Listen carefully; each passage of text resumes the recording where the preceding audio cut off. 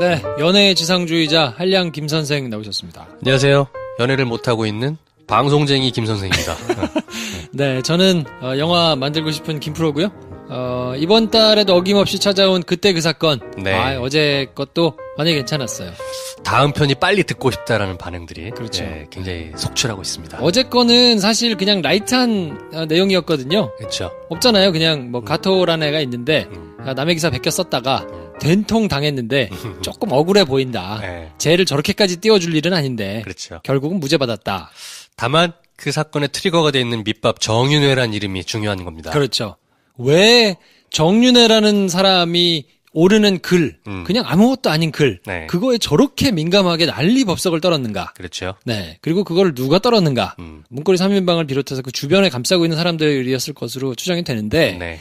오늘은 그래서 가토가 이제 첫 재판을 받던 그 시기에 세계일보에서 이제 빵 특종이 하나 나오면서 네. 정윤회가 비선 실사다. 세상에 드러나게 되죠. 그렇죠. 그때는 사실 이제 헛다리 짚은 기사이기는 한데 진짜 비선 실세는 따로 있었지만 어쨌든 정윤회와 문고리 3인방에 대해서 이제 그 기사가 나오니까 이거를 어떻게 청와대에서 처리했는가, 그 과정에서 어떤 어처구니 없는 일들이 있었는가. 정윤회란 이름에 어떻게 거품을 물고 반응했는가를 보실 수 있습니다. 전편, 후편 이렇게 상하로 둘이 나눠져 있거든요. 그래서 정윤회 문건 전반부에 대한 내용을 오늘 쭉 이제 정리를 해드릴 텐데 이게 맥을 꿰가지고 이해를 하기가 좀 어렵잖아요, 사실. 그렇죠. 파편적으로 뉴스들이 계속 나오니까. 그러니까 부분 내가 듣고 봤던 뉴스들이 있을 텐데 그게 이제 어떻게 쭉 하나로 뭐 이어지는가 그런 것들을 한번 정리해 보시는데 도움이 좀 되지 않을까.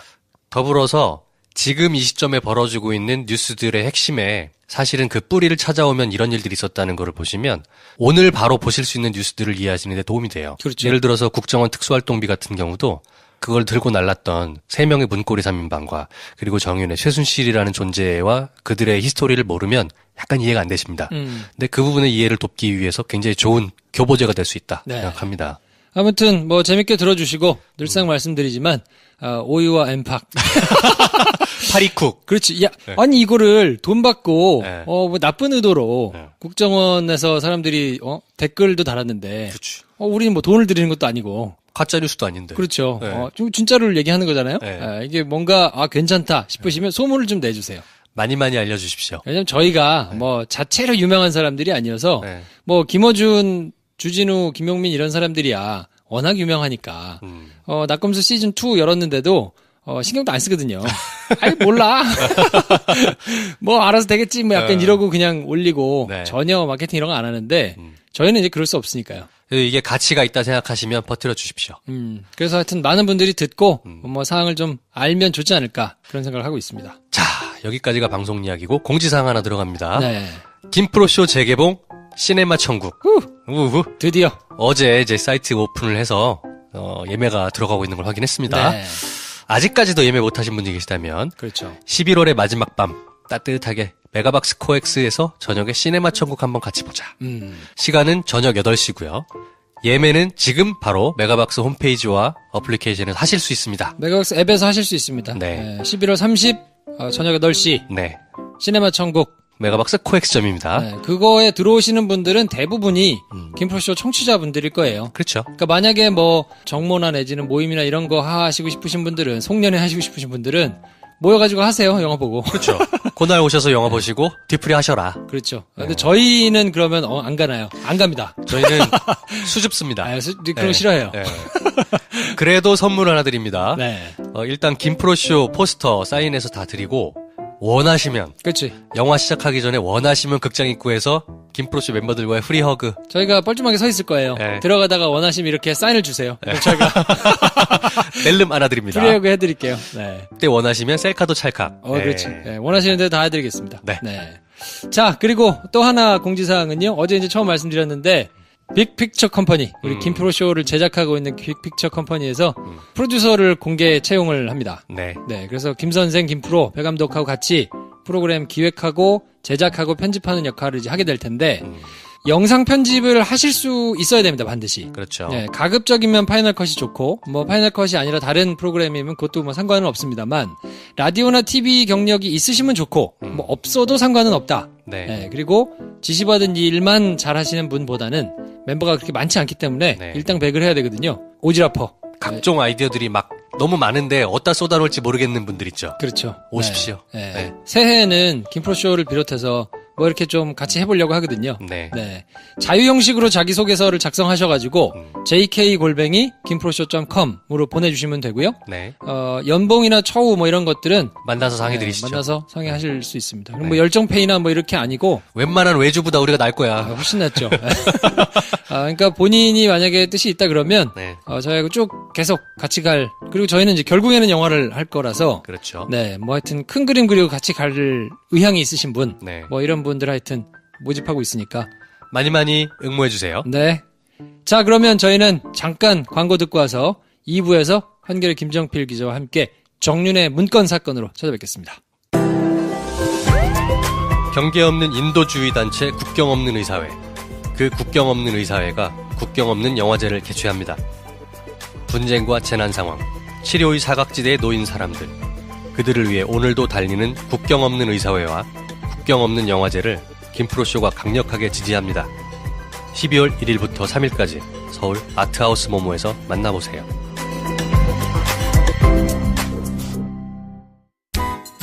영화 내부자들, 드라마 미생의 거장 윤태호 작가의 신작 오리진을 소개합니다. 제목처럼 인간의 삶에 반드시 필요한 교양과 지식의 근원을 찾아갑니다. 책 한 권의 한 가지 주제로 지금까지 2편을 선보였고요. 총 100권을 목표로 하는 장대한 기획입니다. 만화의 형식을 빌린 우리 시대의 교양서 오리진. 김프로쇼 청취자께 이 장대한 기획에 동참할 것을 추천합니다. 전국 서점과 온라인에서 만나보세요. 위즈덤 하우스.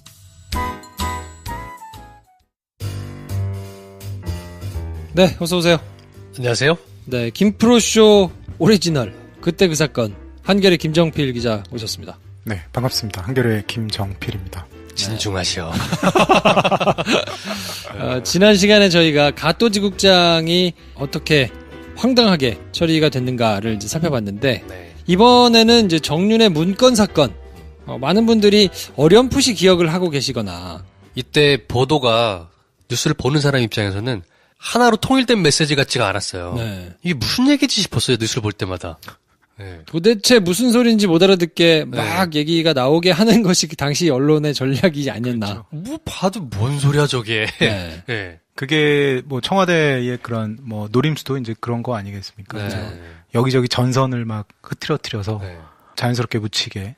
내용이 문제라는 건지 국정농단에 정윤회가 관련되어 있다는 것 같은데 어느 날은 보면은 그건 다 찌라시고 문건을 노출한 사람을 막 조지고 있고 뭐야 이거는. 그래서 정윤의 문건 사건에 대해서 네. 이게 왜 일어났고 어떻게 일어났고 어떻게 정리가 됐고 이게 도대체 무슨 내용인지에 대해서 네. 일목요연하게 한번 쭉 정리를 한번 해볼까 합니다.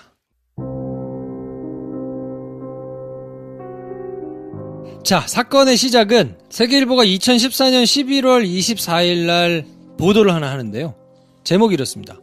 청와대 정윤회 감찰 돌연 중단 의혹. 청와대가 정윤회에 대해서 감찰을 막 하다가 갑자기 석연찮게 중단했다. 그러면서 전체적인 취지는 정윤회가 비선실세다. 그래서 내부적으로 감찰이 진행되다가 멈췄다. 문제가 좀 있어 보인다. 라는 취지의 기사를 대문짝만하게 일면 왼쪽 사이드에다가 씁니다. 그랬더니 다른 언론이 안 받았어요. 뭐지? 네. 막 이랬죠. 뭐지 이거? 덜컥 받아가지고 쓰기는 쉽지 않은 기사기는 해요. 자기들이 이제 확보한 취재한 걸로 단독 기사를 한 거니까 네. 딱 떨어지는 팩트가 아니면 이런 내밀한 소스가 필요한 거는 바로 받아쓰기가 조금 어렵거든요. 네. 그래서 다른 언론에서 막 이렇게 키워서 받지 않았기 때문에 세계일보 혼자서 이제 계속 보도를 하는 모양새가 되거든요. 그러다가 중간에 가토가 재판을 받아요. 혹시 우리 전 시간에 전 시간에 했던. 네. 다시 또 등장을 하는군요. 11월 27일 날 가토가 첫 재판을 받으면서 뭔가 억울하다. 뭐 이런 얘기를 잠깐 하고 사라집니다. 네. 그러다가 11월 28일 날 금요일 날 네. 세계일보가 문건을 공개하죠. 어. 정윤회가 비선실세가 맞다라는 취지에 굉장히 털어가지고 막 일면부터 시작해가지고 많은 양을 할애해서 기사를 씁니다.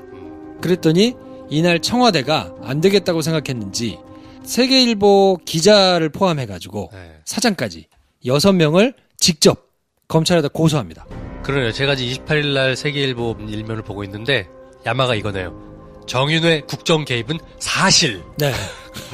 저것도 사실은 너무 단정적으로 제목을 단 그런 측면도 있죠. 네. 네. 청와대가 이제 직접 고소를 하니까 전 언론이 전부 다 이제 이 주간에는 방송 뉴스들을 보면 기사가 별로 없어요. 네. 이 세계일보 관련해가지고는 기사가 없는데 전 언론이 다 받아서 씁니다. 근데 청와대가 이거에 대해서 명예훼손으로 고소를 했다라는 걸 중심으로 해서 기사들을 쓰고 JTBC만 유일하게 이 뒤에다가 그 문건에 있었던 세계일보가 처음에 의혹을 제기했던 보니까 이걸 조사했던 사람이 원대복귀가 됐던데 네. 그리고 그 다음에 정치권 반응까지 붙여가지고 공방으로 세 꼭지를 달아가지고 쓰고요. 네. 원래대로 하면 이거는 더 이렇게 나눠가지고 하는 게 맞는데 네. 방송기사들은 전부 다 청와대 출입기자들이 그냥 청와대 입장 정리해서 쭉 한 꼭지로 하고 털고 지나가거든요. 현 정부 비선 실세로 알려진 정윤회 씨가 국정에 개입했다는 취지의 청와대 문건을 입수했다고 세계일보가 보도했습니다.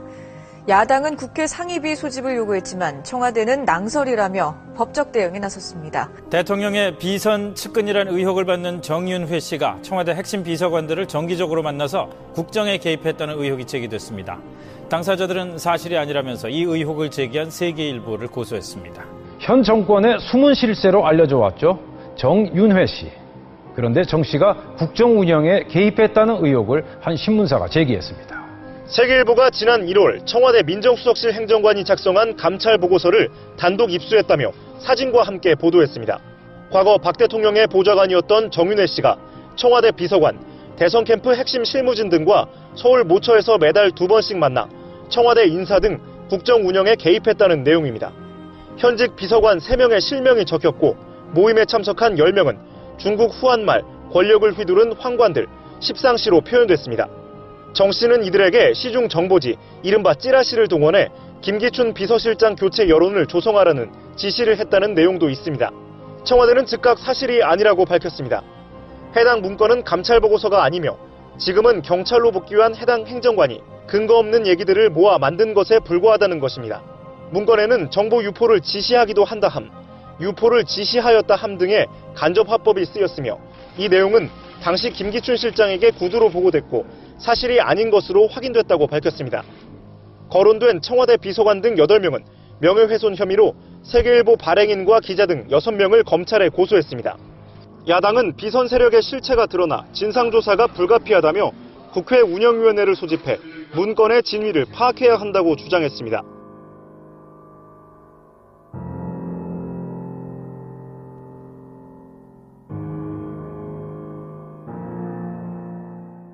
당시에 이제 저 보도가 나고 얼마 있다가였나요? 당일이었나? 박근혜 대통령이 이제 프레임을 완전 바꿔버리죠. 그러니까 네. 손가락으로 세계일보가 가리킨 거는 이제 정윤회 씨의 어떤 국정 개입 의혹, 비선 실세. 이건데 이제 박근혜 대통령이 프레임을 바꾼 게 문건 유출은 있을 수 없는 뭐 국기문란 행위다. 그래서 이제 문건 유출로 이제 프레임을 완전 바꿔버리죠. 그렇죠. 그 프레임을 바꾸는 게 주말 동안에 열심히 회의를 한 결과인 것 같아요. 그러니까 월요일 날 세계일보가 기사를 썼지만 대응하지 않다가 쭉 계속해서 이제 문제를 삼으니까 금요일 날 청와대가 직접 이게 이례적이거든요. 그렇죠. 기사 쓴 기자들을 검찰에다가 고소를 하는 일이 사실은 있을 수 없는 일인데.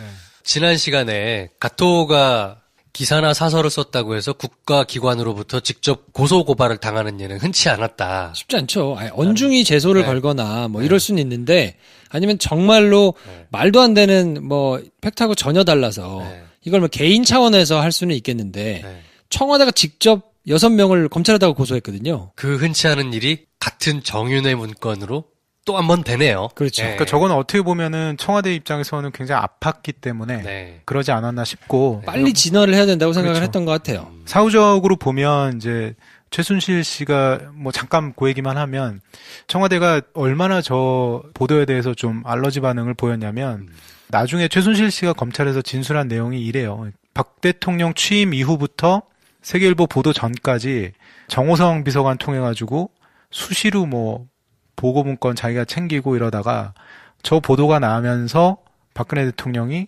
좀 그만하자. 당분간 중단하자.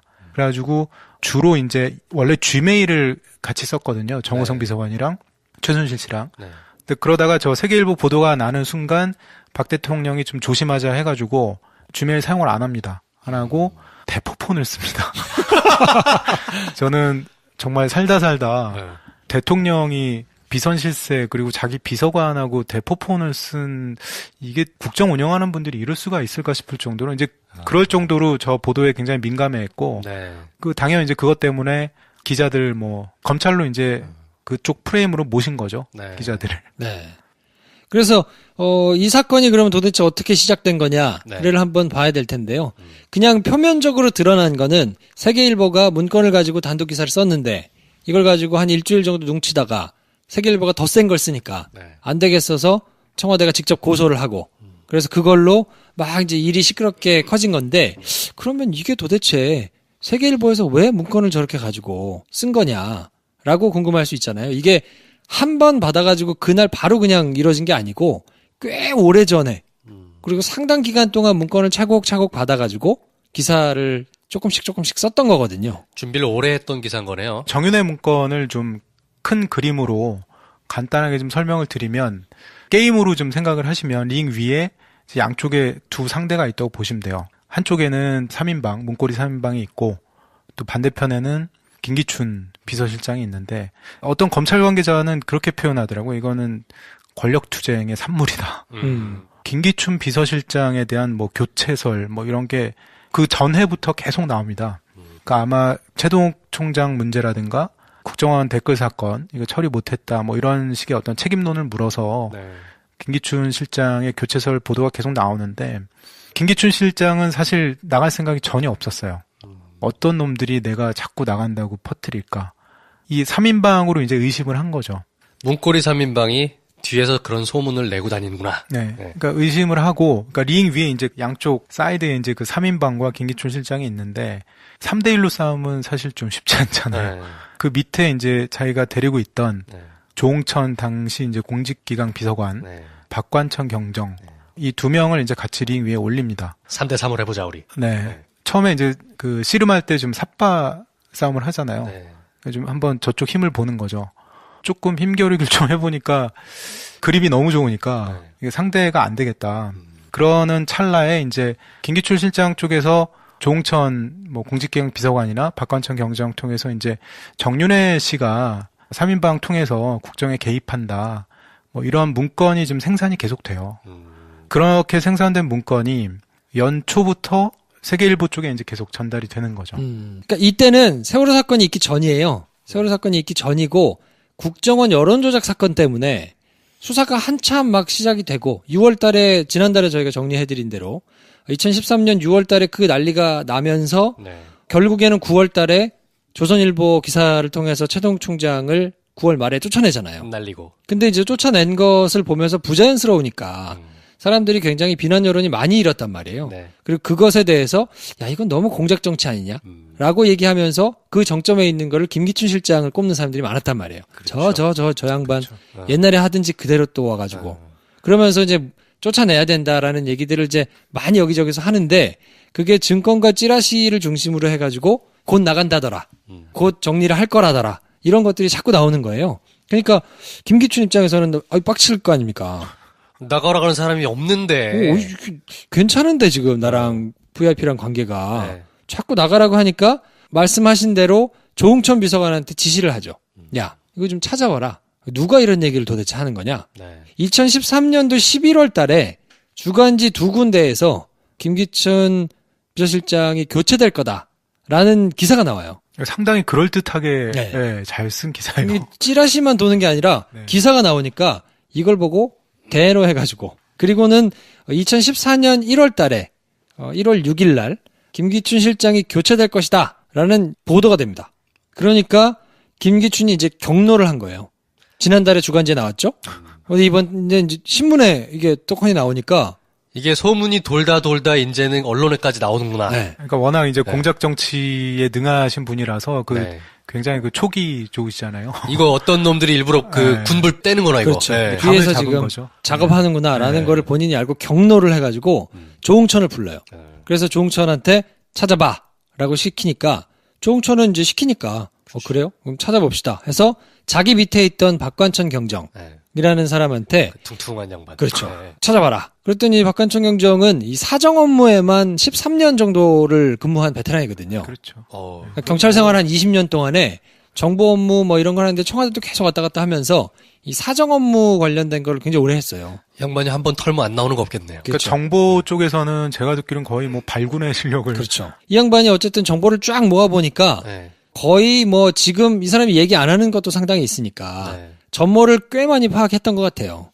그래서 최순실을 포함해서 쭉 보고서를 썼는데 이걸 보니까 큰일 나겠는 거야. 이거 조홍천이 야 이거를 아무리 사실이지만 이거를 김기춘 실장한테 보고하면 이건 영린이다. 이건 좀 아닌 것 같은데 조금 톤 다운 해가지고 한번 보고를 해보자. 그랬더니 이제 가서 고쳐오죠. 그렇게 고치기를 8번을 고칩니다. 그래서 처음에 3페이지를 꽉 썼던 보고서가 나중에 1페이지하고 한 3분의 2 정도? 그렇게 줄어들어요. 그러니까 한 40%를 날리고 표현도 굉장히 이제 순화하고 거죠.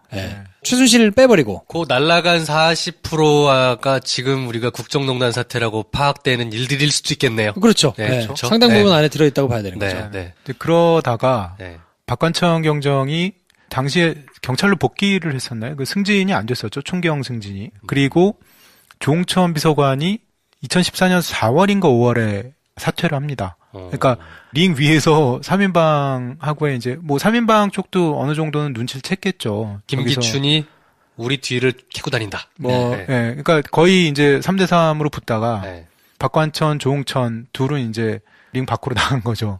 그러면서 문건이 이제 그런 동기로 인해서 문건이 청와대 밖으로 나오지 않았나 그런 생각이 듭니다. 그렇죠. 1월 6일 날 일간지 보도가 있고 난 다음에 경로해가지고 찾아봐 시켰는데 딱 10일 만에 박관천이 청와대 비서실장 교체설 등 VIP 측근 동향이라는 제목의 보고서를 조홍천한테 보고를 해요. 그리고 이제 데스킹을 쭉 보면서 요거를 이제 보고를 해야 될 거 아닙니까? 그러니까 조홍천이 이제 보고를 하려고 당시에 민정수석이 누구였냐면 홍경식이었어요. 그래서 홍경식 민정수석한테 보고를 합니다. 내용인즉슨 정윤회가 문고리 3인방을 포함해가지고 한 10명하고 주기적으로 이렇게 모임을 하는데 거기서 김기춘 실장이 이렇게 좀 나간다는 요거를 좀 하는 것 같다. 조홍천이 보고하는 민정수석. 네. 민정수석은 김기춘한테 보고하는 거잖아요. 그렇죠. 그죠? 라인이 그렇습니다. 김기춘, 홍경식, 조홍천, 박관천. 그렇게 이쪽이 한 편. 그리고 문고리 3인방이 또 한 편. 그리고 그 뒤에는 정윤회와 최순실이 있다고 추측됨. 그렇죠. 두 사이드의 권력 다툼이라고 보면 이해하기 쉽겠네요. 그렇죠. 그래서 이제 김기춘 쪽에서 찾아봐. 그랬더니 갖고 와서 이제 보고하기를 정윤회를 비롯한 그 밑에 있는 문고리 3인방이 십상시라고 표현을 거기서는 했죠. 10명이 모여가지고 계속 이렇게 뭔가를 하는데 그 사람들이 김기춘 실장을 좀 나가게 하려고 작업을 하는 것 같다라는 취지의 보고서를 써서 주거든요. 그랬더니 홍경식이 그 내용을 네가 직접 보고할래? 해가지고 직접 보내요. 김기춘한테. 왜냐하면 자기가 민정수석이고 실장 밑에 수석이 있고 그 밑에 비서관이 있으니까 이걸 자기가 받아가지고 보고를 해야 되는데 자기가 보기에도 이건 너무 좀 사이즈가 큰 거야. 후달리는군요. 직접 그러니까 보고하기엔. 물어보면 혼날 거 아니에요. 뭘 잘 모르고 있으면. 그러니까 이거는 판단을 한 거지. 내가 직접 하다가 혼나는 것보다 잘 알고 있는 사람한테 직접 하게 주는 게 낫겠다. 그리고 본인이 또 그 판단도 하지 않았겠어요? 이거 해가지고 내가 대빵 맞으면 어떡하지? 그럴 수 있지. 한편으로는 뭐 소설 같은 얘기를 이거 내가 해야 되나 뭐 이런 생각도 아마 했을 수 있고. 책임 내가 어떻게 질 거야? 그리고 내가 혹시 너무 엄청난 얘기인데 사이즈를 보아하니 저쪽에 괜히 미운 털 박히면 좀 그러니까. 그럼 네가 직접 할래? 그래가지고 보내요. 그래서 조홍천 알겠습니다. 그리고 조홍천이 가가지고 김기춘 실장한테 보고를 합니다. 이 내용을 쫙. 그랬더니 조홍천 당시 비서관은 난리가 날 거라고 생각하지 않았겠어요? 그쵸.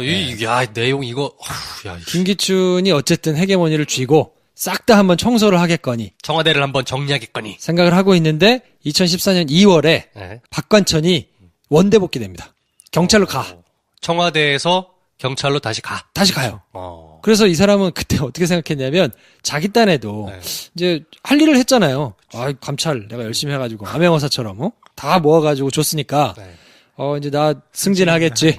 좋았어. 하고. 나를 승진시키려고 원대복귀 시키는구나. 그렇죠. 그래서 이 사람은 어떻게 하냐면 자기 짐을 경찰 정보를 하는 분실. 파트가 있어요. 네. 이 남산에 정보 분실이라고 따로 있거든요. 네. 자기 짐을 갖다 놔요. 네. 아, 난 당연히 승진해서 여기 오겠지 하고 왔는데 물 먹어요. 승진이 안 됐어. 그리고 어디 도봉서인가요? 그래서 도봉서 정보과로 가요. 좌천됐네. 도봉경찰서 정보과인데 정보하는 사람들한테는 도봉서면 귀양 간다고 보면 돼요. 네, 도봉서 가면은 관내에 뭐가 없어요. 그 한참 달려도 밤에 가면 사람 보기 힘든 데들이 많거든요. 상당히 도봉산. 네, 고. 도봉구에 사시는 분들 비하하는 게 아니고 그런 건 전혀 좋다는 아니고, 얘기인 네. 거지. 경찰의 네. 정보를 하려면 네. 기업들이 몰려 있거나 정관계 뭐 이런 기관들이 몰려 있거나 그쵸. 그러니까 누구 사람을 좀 만나야 되는데 네. 거기 이제 그런 밀도가 좀 떨어지는 지역들이 많으니까 여의도나 사대문, 서초 이렇게 가야 되는 거 아닙니까? 뭐 영등포라든지 그렇죠. 아니면 뭐 강남이라든지 뭐 네. 이런 종로. 이런 경찰서들을 가야 거기는 그 자기 관내에 주요한 기관들이 많기 때문에 네. 사람들을 만나고 다니면서 정보를 생산한단 말이에요. 보고거리가 많죠. 그렇죠. 근데 도봉서 갔다는 얘기는 도봉서 누굴 만나겠어. 좀 등산해라. 네. 그래서 아무도 없는 곳이에요. 그러니까 가면서 자기 직감을 했겠죠. 아, 내가 이거 저 쓸데없는 거 써가지고 내가 이거 받는구나라고 생각을 아마 했을 거예요. 그래서 그 2월 달에 그렇게 원대 복귀가 되고요. 네. 그 뒤에 박관천에게 조사를 했던 조응천은 2014년 4월 달에 정윤한테 전화가 옵니다. 모르는 번호로. 오. 전화가 왔는데 안 받았어요. 뭐 좀 깨름직하니까 안 받았겠죠. 네. 안 받았더니 이재만 비서관이 오더니 얘기를 합니다. 전화 좀 받으시죠. 뭔 전화를? 그랬더니 정윤회 씨가 통화를 좀 하고 싶으시다는데 전화를 조금 받으시죠.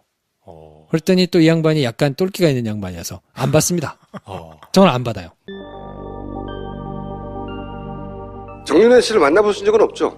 예, 없어요. 만나보시고 싶지는 않으셨어요? 아니, 그때도 보자고 그랬는데 내가 왜 보냐고 그랬습니다. 아, 정윤회 씨가 보자고 한 적이 있어요? 문자로. 한번 만나자고? 예. 자, 이런 일이 막 불거졌을 때 초기에 그랬나요? 아니면? 아니, 저 청와대 있을 때. 아. 나보고 전화로 막 했는데 안 받고 하니까 왜 안 만나냐고, 전화 안 받냐고. 정윤회 씨가 왜 청와대 비서관을 보자고 하죠? 아니, 그때 이제 그 소위 말한 그 문건. 네. 문건 작성 이후니까. 그 이후에 사건이. 그리고 문건 작성을 1월 초에 했고, 네. 제가 나온 게 4월 16일이에요. 네. 그 사이에. 뭐 때문에 보자는 건 모르시고요? 그런 내용은 전혀 없었고, 뭐 전화 좀 받아라, 뭐, 보자. 그 3인방의 비서를 시켜서. 아니, 나한테 문자가 왔더라니까. 직접 문자가 왔고요? 한 번. 왜 문자 안 받냐는 거는 그 비서관을 시켜, 그 3인방 중에 한 사람을 보내가지고. 그렇지. 아니, 문자하고 전화했는데 왜 안 받아 하고 받으라고. 좀 받으세요. 예. 왜 안 받으셨어요? 나 아무나 다 받습니까? 그치만 아무나는 아니잖아요. 정윤회 씨가 뭔가 얘기를 풀어야 될 대상 아니었나요? 아니, 뭐 그 양반이 공직자도 아니고, 예, 저는 공직기강 비서관이니까. 뭐 좀 더 솔직히 말씀드린다면 좋을 일보단 뭔가 엮일 일이 더 많을 것 같아서. 만나면 그렇게 힘이 세요? 몰라요.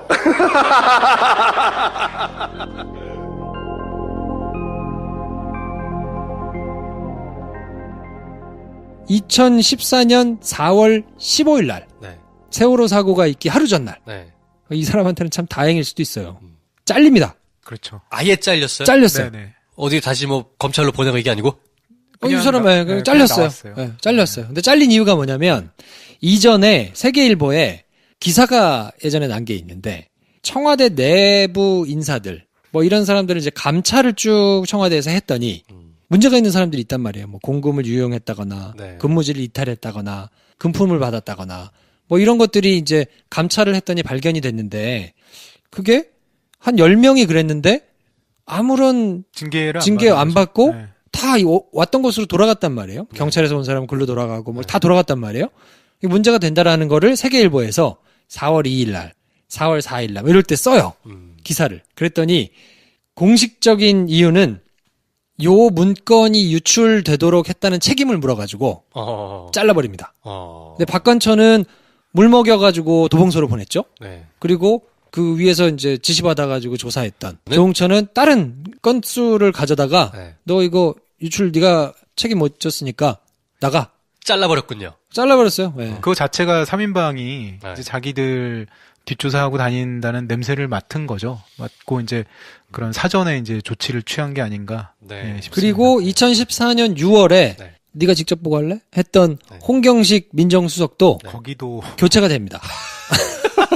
네, 그래서 김영한 지금 돌아가신 김영한 민정수석이 그렇죠. 그때 들어가게 되는 거예요. 그렇죠. 근데 4월 2일 날 세계일보에서 이제 청와대 이런 내부 인사 감찰 자료가 뭐 이런 게 보도가 나왔느냐? JTBC만 한 꼭지를 받아서 쓰고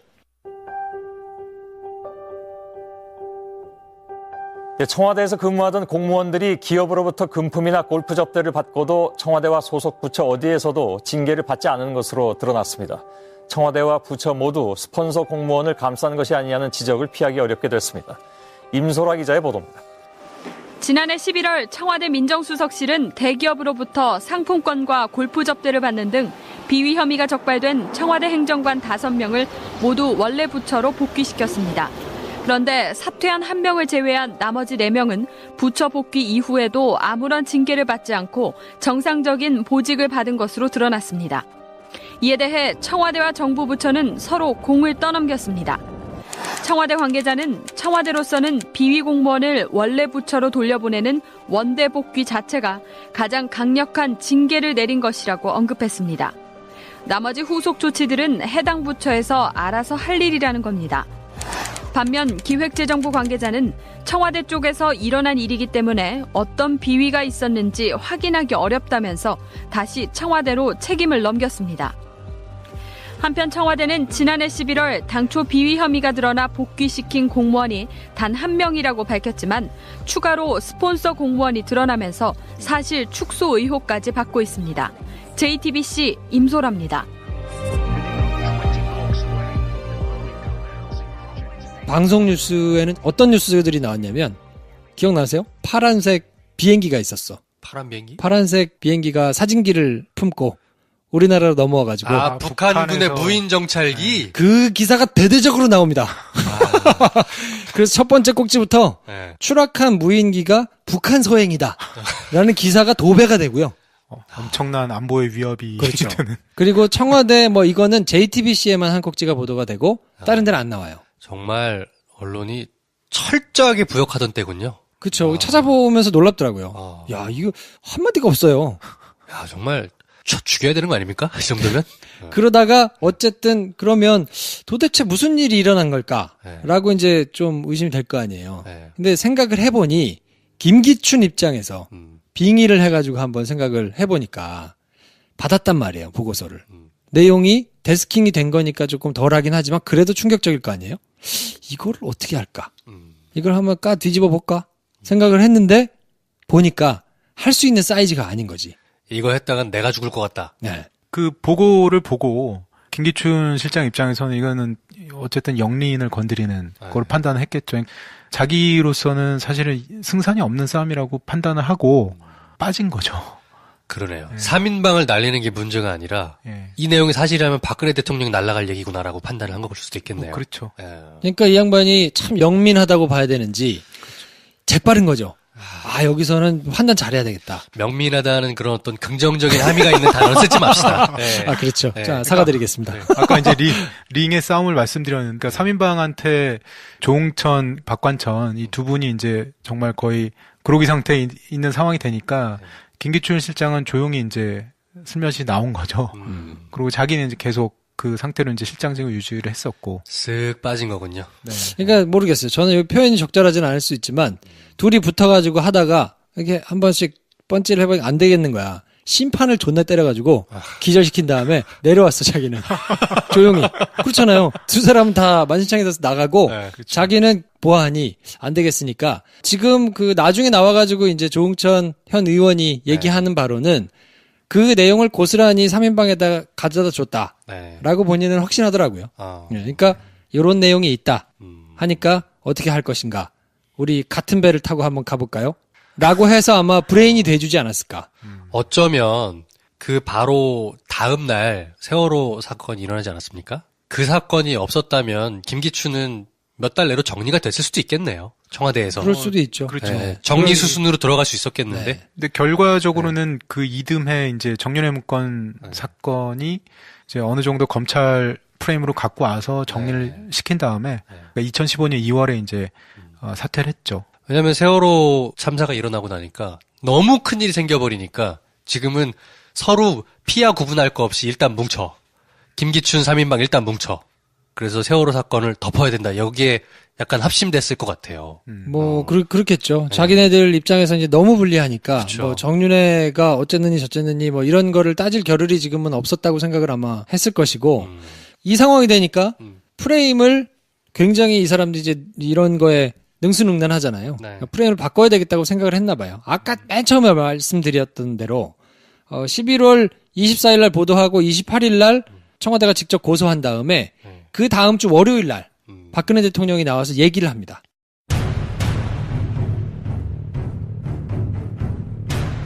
박근혜 대통령이 정윤회 씨 등 비선 실세의 국정 개입 내용이 담긴 청와대 문건 유출이 국기문란 행위이며 적폐라고 말했습니다.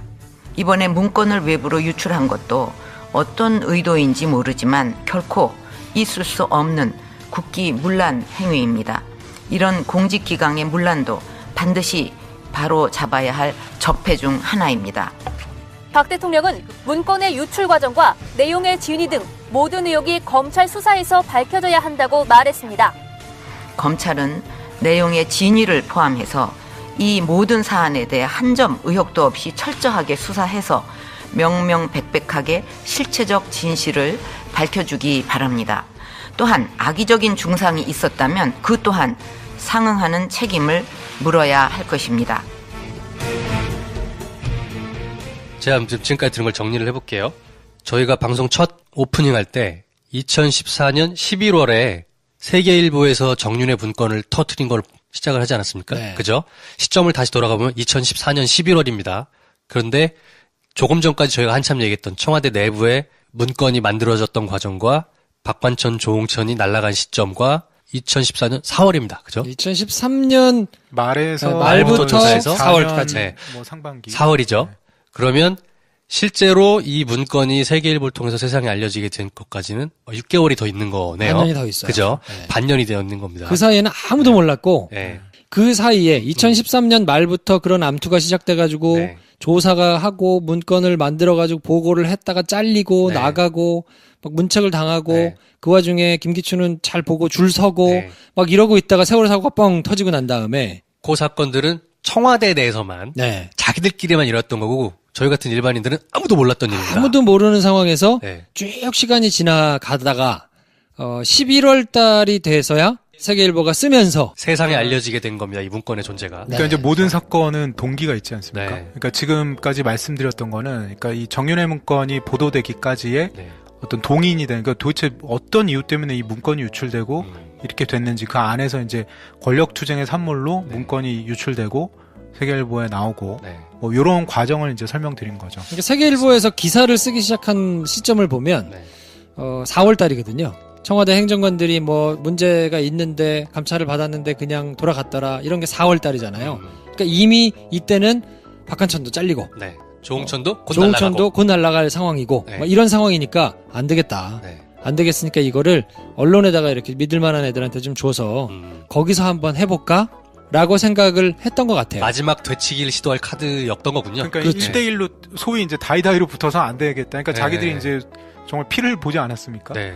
그러니까 이제 언론 통해서 되치기를 시도하려고 했던 게 이제 정윤회 문건 보도의 생산 경위로 점점 이해하시면 되죠. 흥미진진해집니다.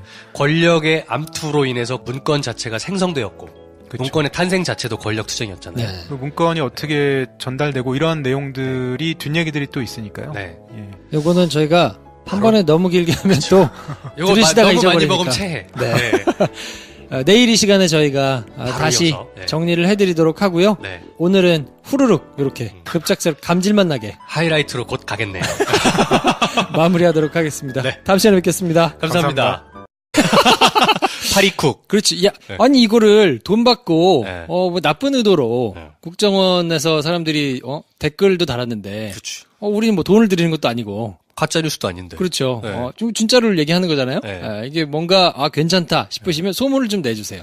많이 알려주십시오. 왜냐면 저희가 뭐 자체로 유명한 사람들이 아니어서 네. 뭐 김어준, 주진우, 김용민 이런 사람들이야 워낙 유명하니까 낙검수 시즌 2 열었는데도 신경도 안 쓰거든요.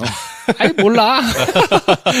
뭐 알아서 되겠지 뭐 약간 이러고 그냥 올리고 네. 전혀 마케팅 이런 거 안 하는데 저희는 이제 그럴 수 없으니까요. 이게 가치가 있다 생각하시면 버텨 주십시오. 그래서 하여튼 많은 분들이 듣고 뭐 사항을 좀 알면 좋지 않을까 그런 생각을 하고 있습니다. 자, 여기까지가 방송 이야기고 공지사항 하나 들어갑니다. 네. 김프로쇼 재개봉 시네마 천국. 우후. 드디어 어제 이제 사이트 오픈을 해서 예매가 들어가고 있는 걸 확인했습니다. 네. 아직까지도 예매 못하신 분이 계시다면 그렇죠. 11월의 마지막 밤 따뜻하게 메가박스 코엑스에서 저녁에 시네마 천국 한번 같이 보자. 시간은 저녁 8시고요. 예매는 지금 바로 메가박스 홈페이지와 어플리케이션에서 하실 수 있습니다. 메가박스 앱에서 하실 수 있습니다. 네. 11월 30 저녁 8시 네. 시네마 천국 메가박스 코엑스점입니다. 네, 그거에 들어오시는 분들은 대부분이 김프로쇼 청취자분들일 거예요. 그렇죠. 그러니까 만약에 뭐 정모나 내지는 모임이나 이런 거 하시고 싶으신 분들은 송년회 하시고 싶으신 분들은 모여가지고 하세요. 영화 보고. 그렇죠. 그날 오셔서 영화 보시고 뒤풀이 하셔라. 그렇죠. 근데 저희는 그러면 안 가나요? 안 갑니다. 저희는 수줍습니다. 그런 거 싫어해요. 네. 그래도 선물 하나 드립니다. 네. 일단 김프로쇼 포스터 사인해서 다 드리고 원하시면 그렇지. 영화 시작하기 전에 원하시면 극장 입구에서 김프로쇼 멤버들과의 프리 허그. 저희가 뻘쭘하게 서 있을 거예요. 네. 들어가다가 원하시면 이렇게 사인을 주세요. 그럼 저희가 낼름 안아드립니다. 프리 허그 해드릴게요. 네. 그때 원하시면 셀카도 찰칵. 그렇지. 네, 원하시는 대로 다 해드리겠습니다. 네. 자, 그리고 또 하나 공지사항은요. 어제 이제 처음 말씀드렸는데 빅픽처 컴퍼니, 우리 김프로쇼를 제작하고 있는 빅픽처 컴퍼니에서 프로듀서를 공개 채용을 합니다. 네. 그래서 김선생, 김프로, 배 감독하고 같이 프로그램 기획하고 제작하고 편집하는 역할을 이제 하게 될 텐데 영상 편집을 하실 수 있어야 됩니다, 반드시. 그렇죠. 네, 가급적이면 파이널 컷이 좋고, 뭐 파이널 컷이 아니라 다른 프로그램이면 그것도 뭐 상관은 없습니다만, 라디오나 TV 경력이 있으시면 좋고, 뭐 없어도 상관은 없다. 네. 그리고 지시받은 일만 잘 하시는 분보다는 멤버가 그렇게 많지 않기 때문에 일당백을 해야 되거든요. 오지라퍼. 각종 아이디어들이 막 너무 많은데 어디다 쏟아놓을지 모르겠는 분들 있죠. 그렇죠. 오십시오. 네. 새해에는 김프로쇼를 비롯해서 뭐 이렇게 좀 같이 해보려고 하거든요. 네. 자유 형식으로 자기소개서를 작성하셔가지고 jk@김프로쇼.com으로 보내주시면 되고요. 네. 연봉이나 처우 뭐 이런 것들은 만나서 상의드리시죠. 만나서 상의하실 수 있습니다. 그럼 뭐 열정페이나 뭐 이렇게 아니고 웬만한 외주보다 우리가 날 거야. 훨씬 낫죠. 그러니까 본인이 만약에 뜻이 있다 그러면 저희하고 쭉 계속 같이 갈, 그리고 저희는 이제 결국에는 영화를 할 거라서 그렇죠. 뭐 하여튼 큰 그림 그리고 같이 갈 의향이 있으신 분, 뭐 이런 분들 하여튼 모집하고 있으니까 많이 응모해 주세요. 네. 자, 그러면 저희는 잠깐 광고 듣고 와서 2부에서 한겨레 김정필 기자와 함께 정윤의 문건 사건으로 찾아뵙겠습니다. 경계 없는 인도주의 단체 국경 없는 의사회. 그 국경 없는 의사회가 국경 없는 영화제를 개최합니다. 분쟁과 재난 상황, 치료의 사각지대에 놓인 사람들, 그들을 위해 오늘도 달리는 국경 없는 의사회와 국경 없는 영화제를 김프로쇼가 강력하게 지지합니다. 12월 1일부터 3일까지 서울 아트하우스 모모에서 만나보세요.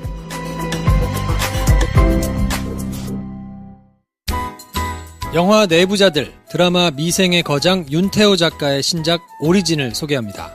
제목처럼 인간의 삶에 반드시 필요한 교양과 지식의 근원을 찾아갑니다. 책 한 권에 한 가지 주제로 지금까지 2편을 선보였고요. 총 100권을 목표로 하는 장대한 기획입니다. 만화의 형식을 빌린 우리 시대의 교양서 오리진. 김프로쇼 청취자께 이 장대한 기획에 동참할 것을 추천합니다. 전국 서점과 온라인에서 만나보세요. 위즈덤 하우스.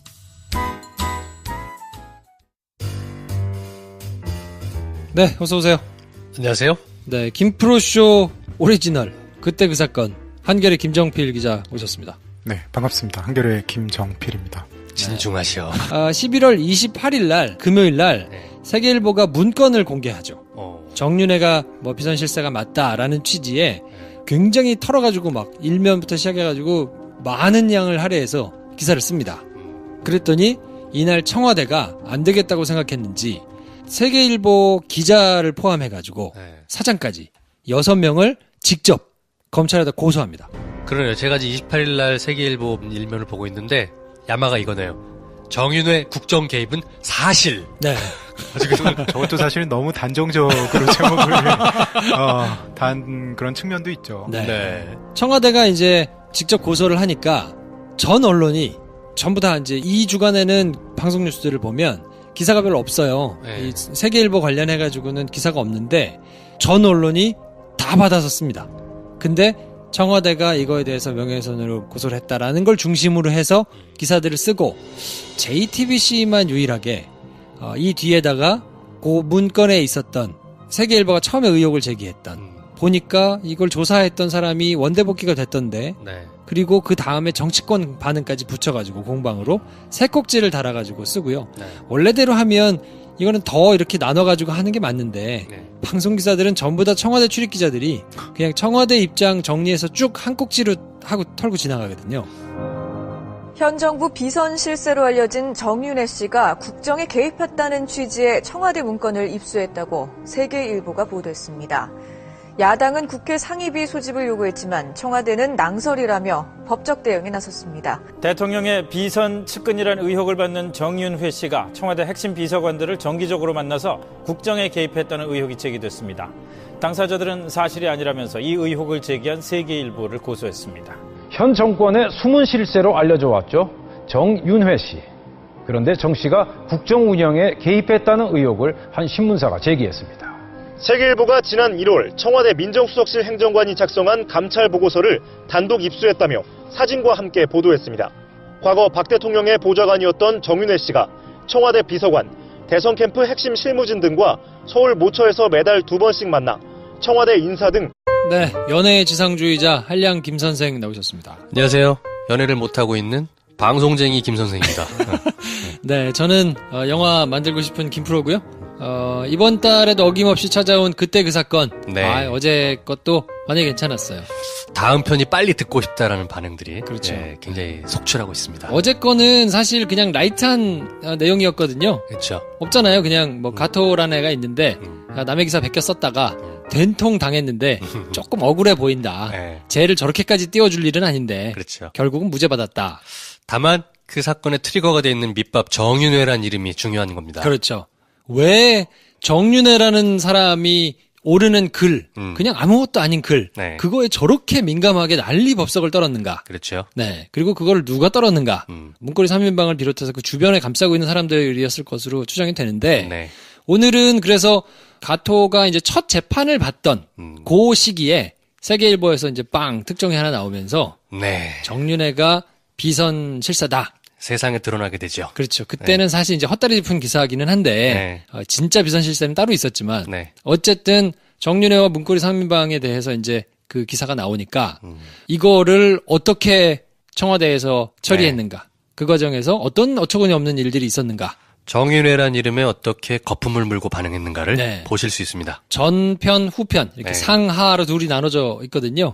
그래서 정윤회 문건 전반부에 대한 내용을 오늘 쭉 이제 정리를 해드릴 텐데 이게 맥을 꿰가지고 이해를 하기가 좀 어렵잖아요, 사실. 그렇죠. 파편적으로 뉴스들이 계속 나오니까. 그러니까 부분 내가 듣고 봤던 뉴스들이 있을 텐데 그게 이제 어떻게 쭉 하나로 뭐 이어지는가 이런 것들을 한번 정리해 보시는데 도움이 좀 되지 않을까.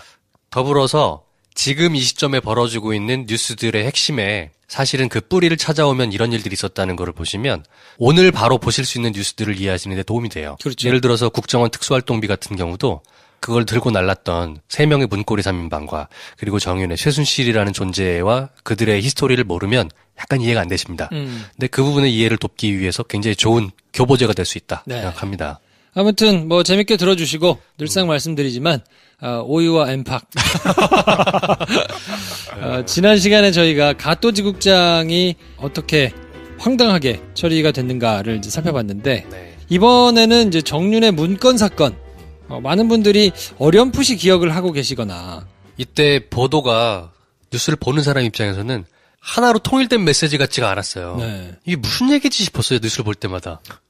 도대체 무슨 소리인지 못 알아듣게 막 얘기가 나오게 하는 것이 당시 언론의 전략이지 아니었나. 그렇죠. 뭐 봐도 뭔 소리야 저게. 그게 뭐 청와대의 그런 뭐 노림수도 이제 그런 거 아니겠습니까? 여기저기 전선을 막 흐트러뜨려서 자연스럽게 묻히게.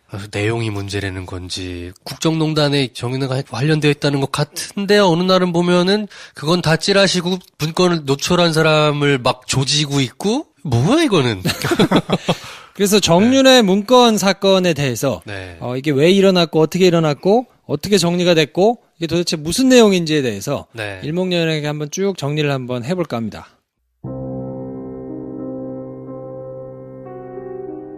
자, 사건의 시작은 세계일보가 2014년 11월 24일 날 보도를 하나 하는데요. 제목이 이렇습니다.